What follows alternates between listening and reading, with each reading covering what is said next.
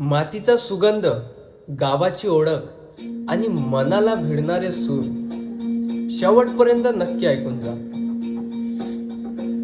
मल्हारवारी मोतियान द्यावी भरून, नाहीतर देवा देवा मी जातो दुरून.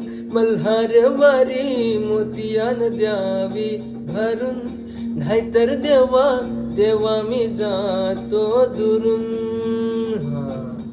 ओढलावती अशी जीवाला गावाकडची माती, साद घालती पुन्हा नव्याने ती रक्ताची नाती.